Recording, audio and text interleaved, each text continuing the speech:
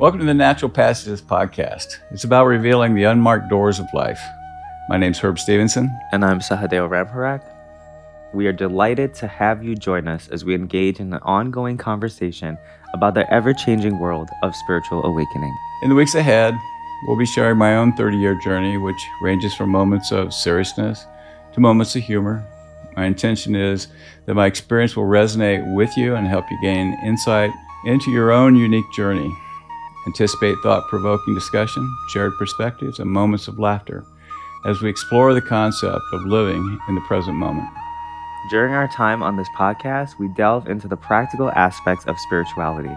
We'll be offering simple techniques and different viewpoints to assist you on your personal spiritual path. So, take a minute, unwind, relax, and let's embark on this enlightening journey together. Thank you for tuning in. So how you doing today? I'm doing good. How are you doing? I'm well.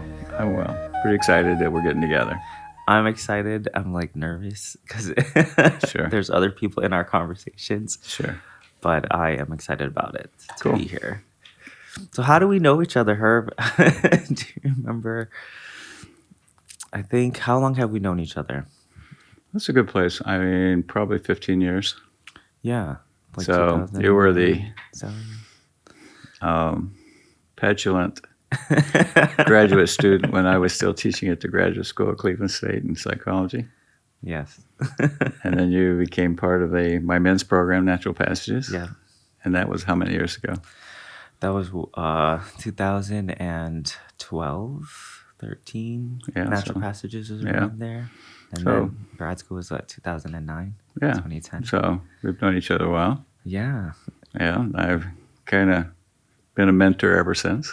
Yes, you have. I Supporting don't know you. if that was by choice No, it all works. or It all petulant. works. Yeah. So from your perspective, what's our Mhm. relationship been like? Our relationship, I think, this is wonderful. So actually, I remember the first meeting you, and it was conflict management. Or no, we met you on the professor board. But I would say my introduction to you started even before that. Because part of the reason why I even picked the grad school program was when I looked at the roster of professors. And when I read about your description, I was like, oh my God, this is a person that I want to kind of be like, or that I feel I would be able to connect with. I like the work that they're doing. I like how they're doing this work, and I wanted to meet you. And then when I actually met you in person, I was terrified. I was nervous. And you made me fearful, but I think that was just more a reflection of my own insecurity and stuff going on. But there was your presence, I think. Plus, you also picked one of the hardest classes, which I think was conflict management, which for me, that was something I ran away from. Mm-hmm. But that was one of your powerhouses. Mm-hmm. And you walked with this independence and a knowing of yourself. And I think all of those qualities, I was like, this is somebody that I want to emulate, that I would like to be like, that I like their presence. And that led me to I think harassing you, asking you for advice, asking you for guidance, and asking you to be my mentor. And so here we are. And you blessed me with the wonderful opportunity of the Natural Passages program, which really changed my life. It opened my mind up to thinking about now outside of grad school, who I am as a person and as a man in the world. And for me, those were questions and conversations that I wasn't having necessarily with a lot of other people. And you held the door for that. And you have been ever since, because I know I call you whenever I'm in existential crises at work or in the field or just going through life, and you always pick up the phone or give me a good time to reach you, and I do appreciate that so much. So You're very welcome. Do you remember our first meeting?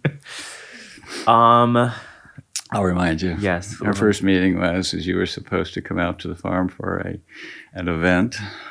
Showed up your usual late, bailed out of the car, looked around and says, I'm Sahadeo. And the next thing I know, you were off and chasing the group wherever they were at. I think, yes. Yeah. So let's chat a little bit about, the idea of the idea of natural passages. So what are the questions that you might have about how I got here? Well, that let's start there. How did you get here? Because you have an interesting kind of like transformation when Okay. people know you, Sure. your story. So let's start with, who are you? What probably related to this is most important is I had a very successful life in a prior consulting practice. Mhm. And I remember vividly one night going to bed. I was 38 years old. I lived in a beautiful brick home, drove a nice car, very nice car, Mercedes. It's a company car, part ownership in a business, all things I never thought would ever be possible. Mm. And I had this feeling of if I died today, I had accomplished more than I'd ever anticipated, and I'd be okay with that. Strange thing to go to sleep on, but so the next morning when I woke up, the world went to hell in a handbasket. And what happened was I began to have a spiritual awakening when I began to realize that how I was seeing the world wasn't really true. It was all the things I was told what you're supposed to do. You're supposed to find, get married, have a nice home, work hard, and suddenly that's supposed to be success. I had money and I had nice things, but I was hollow inside. And so I decided at that point, it's about almost 40 years ago, what's missing? And what I discovered was me. Mm. And so during that process, I started actually exploring things that, what's missing? Constantly asking that question, what am I willing to look at? My life had been basically around what's the world telling me I'm supposed to be? But there was nothing around who I thought I was supposed to be. So over time, that led to a divorce, separation of partnership. I was realizing I was just doing too much of not who I am. And that led me to begin to explore just a variety of things. And one of them was that I realized, which is the name of this podcast, if we pay attention, we will go through natural passages. You can't plan for them. They just kind of happen to you. Yeah. But if you stay with them, what ends up happening, you grow. So I'll give you an example. You're right at that ripe age where we usually have a midlife crisis. Is that what I'm going through? And I realize it's not a midlife crisis. It's a midlife correction. So if we ignore who we are long enough, either we have health conditions or unhappiness, or we chase things like we get a divorce, people have affairs, they go buy a fancy car, do all these things, and we're avoiding the one thing that we should be looking at, which is ourselves. So I said, okay, if this is a midlife correction, what does that mean?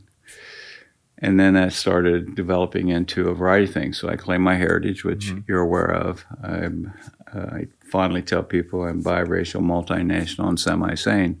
Which I love. And those are all true. Yeah. I own that with pleasure. So it led me to explore what is my heritage.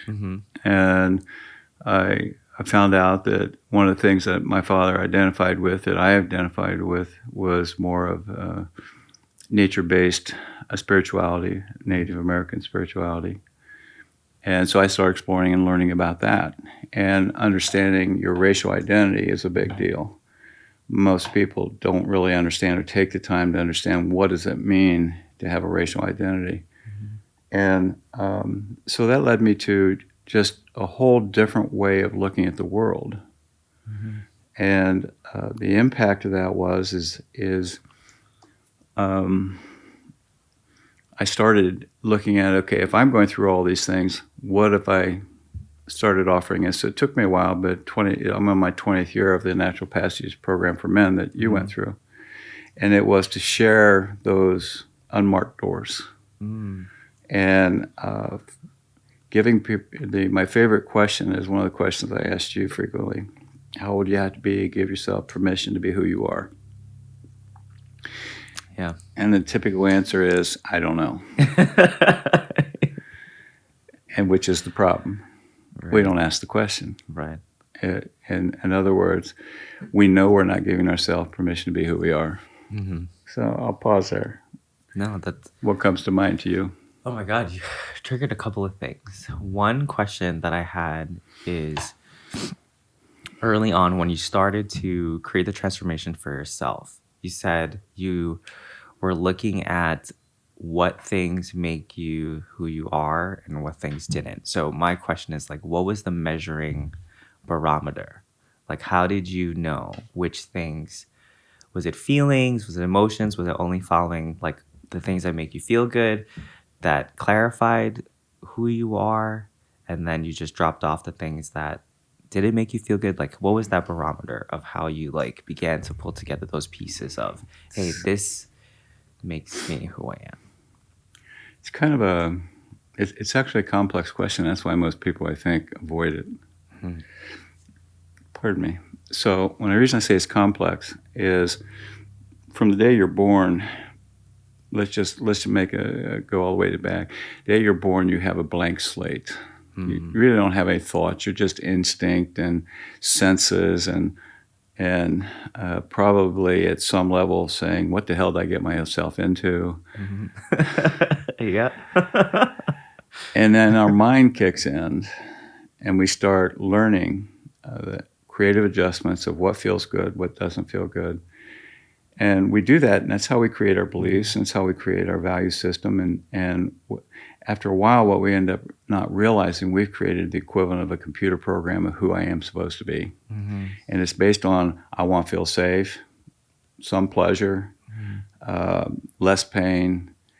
And so one of the things I began to realize is that helped me understand that was if I created this series of creative adjustments to become this identity that I had become, then what if I changed the script? Mm-hmm. What if I started trying other things? Yeah. And part of it was listening to my gut or intuition, resonating with what's true for me. And part of that has to come down to is that I recommend to most people.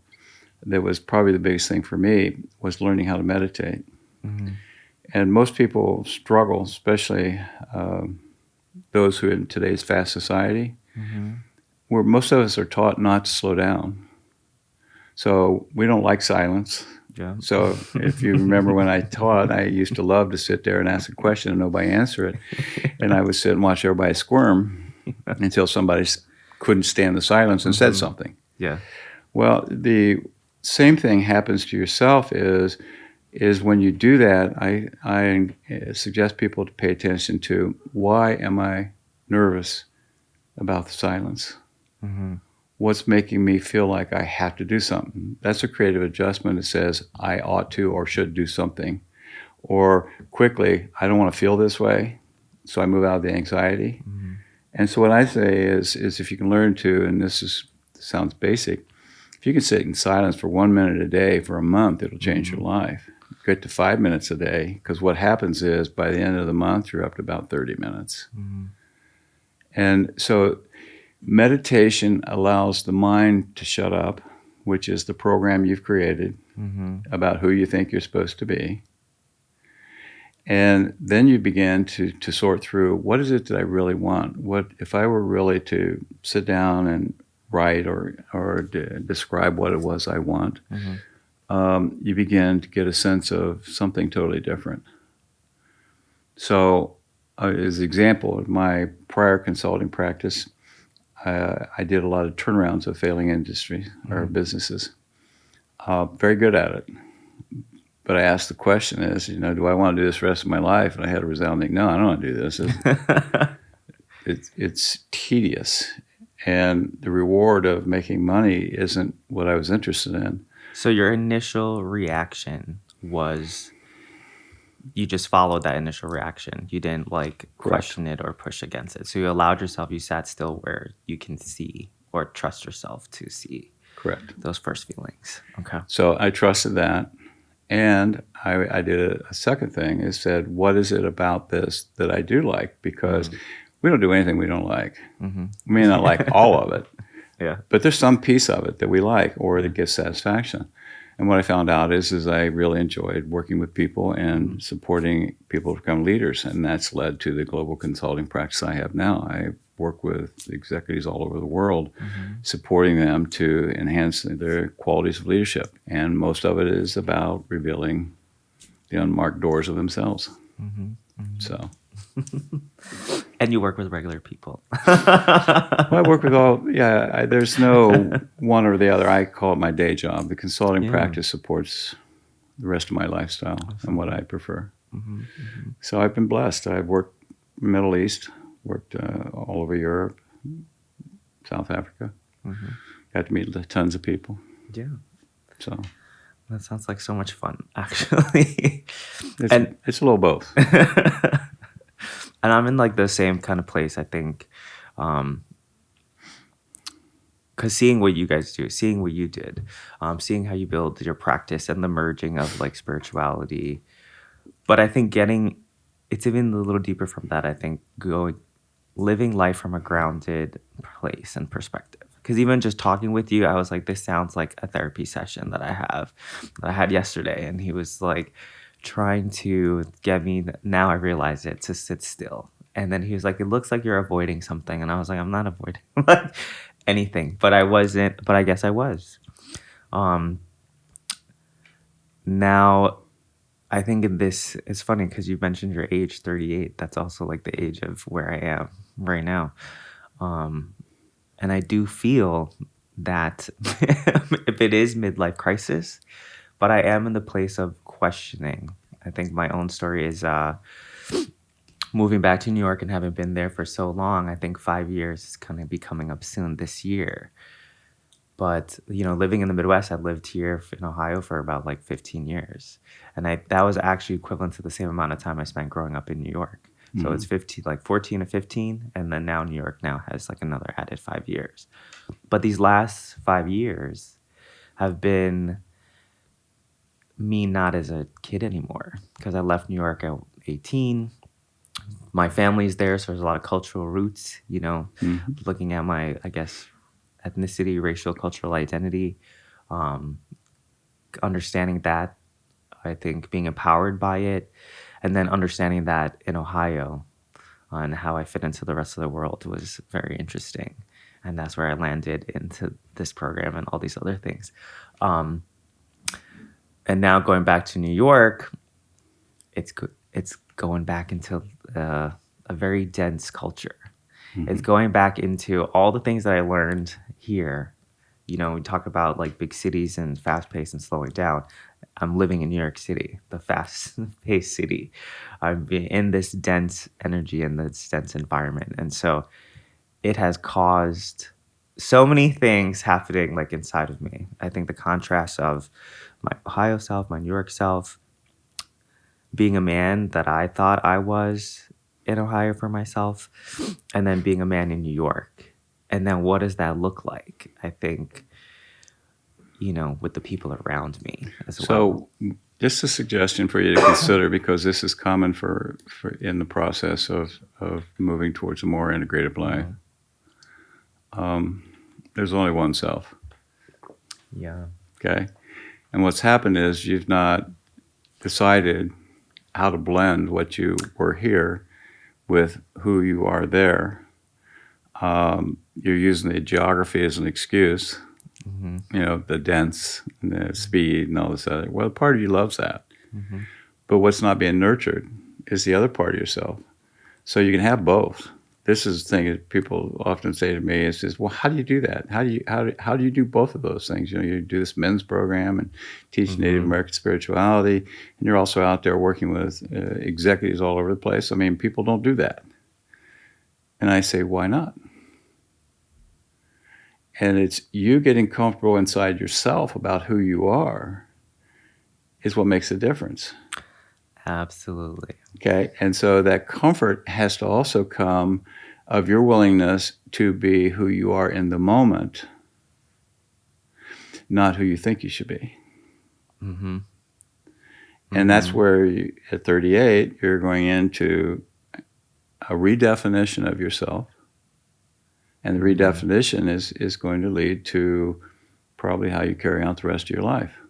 But it will be either integrative, or you will continue to play life like it's a pinball and you're bouncing off the barrels I and can't do it. whistles I and can't all do the it. other things.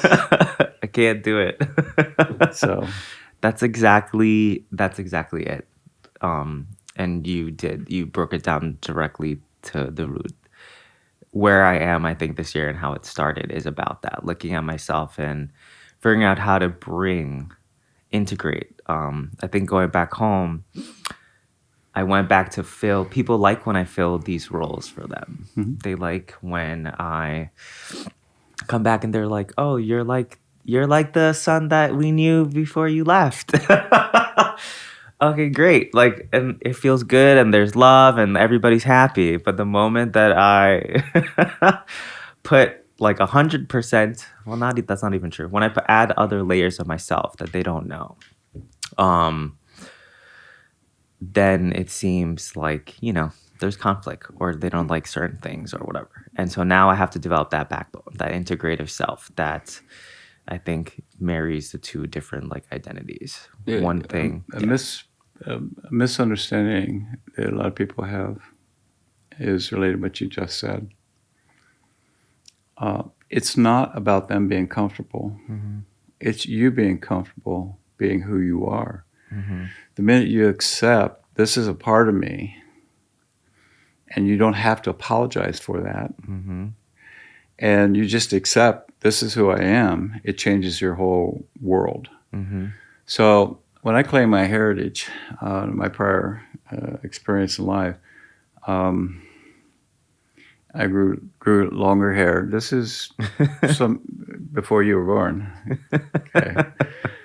So you didn't do that. I mean, if you grew long hair, you were a hippie. And then if you claim you're Native American, it's also other issues. And when I realized, as long as I walked in afraid they wouldn't accept me for who I was, they didn't accept me for who I was. Yeah. So over time, what ended up happening was, because it really drastically changed my life when I left the consulting practice, I was clear to start over as who I am.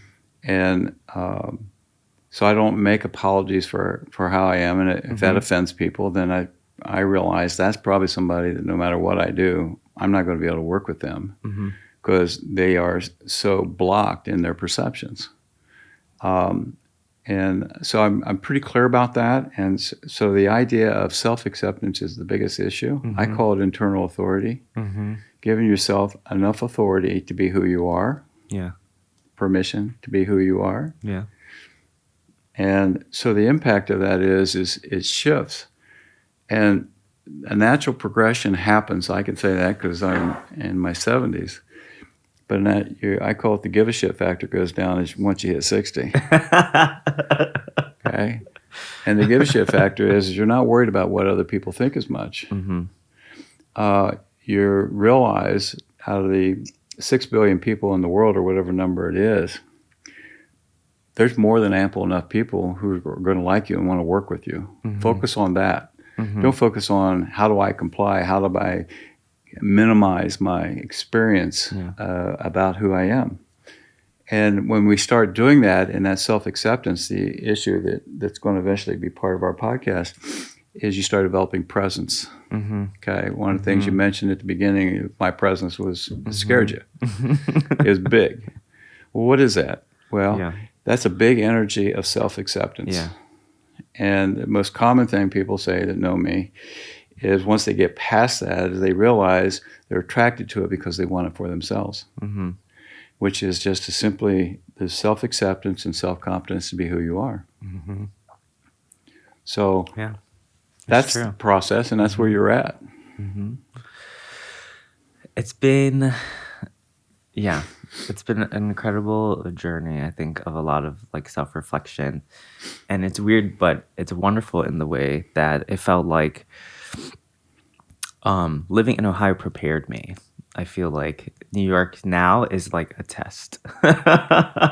It is the merging of, just like you said, those things. There are parts of the city that I do like. There are certain cultural ways of being that I do enjoy there. but I need to experience it in my way. And Ohio like strengthened, it gave me all of those tools. I was around wonderful people like you where that I feel like accepted me completely. And I got to show up in spaces and be fully grounded in like who I was. So when I talk about Ohio, I always tell people like that's my family. That's where my home is. I'm blessed. I feel like I have two homes.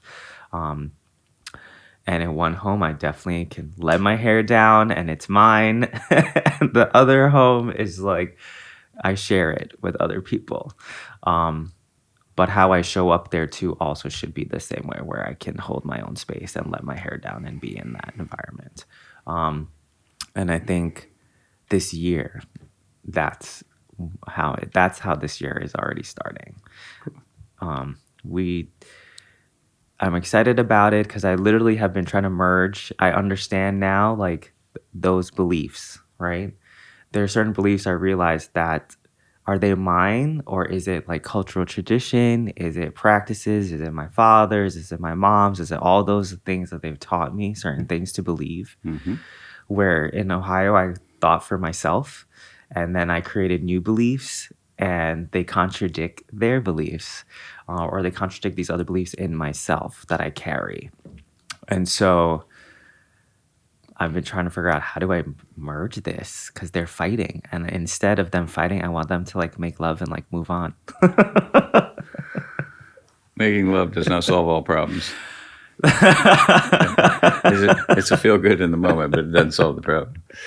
So the issue for you that you might want to consider, a couple things. One, everything about you is not going to be fully public.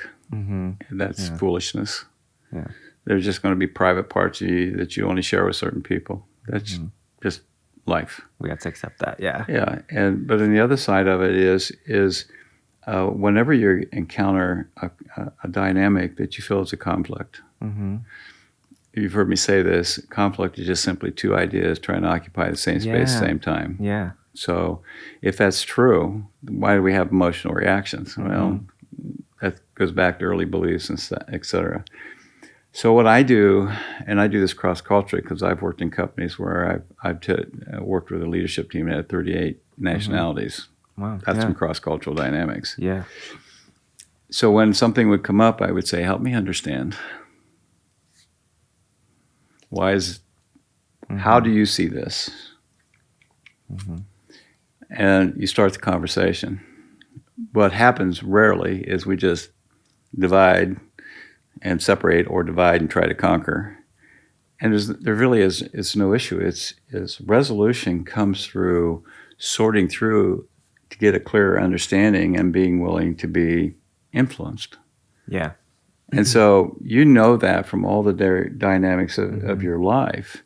That's part of how we adapt. But you're at a place now on integration is, you love your family and you want to understand and get closer to them. And one of the ways is help me understand. And they may have a big emotional reaction. And then you can say, well, have you ever thought of it this way?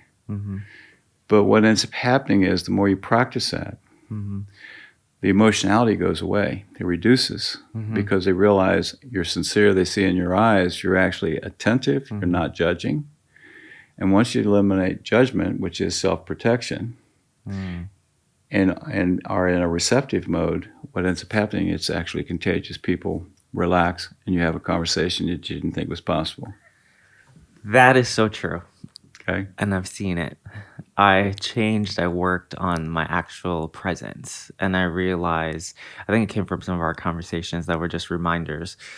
And I've seen it work with like my family, and they've been able to like open up a little bit. I've been able to get closer to them, and I realized the thing that kept going in my mind is I'm not being 100% myself. And then I was realizing, okay, let's break that down a little bit. What is all included in that self?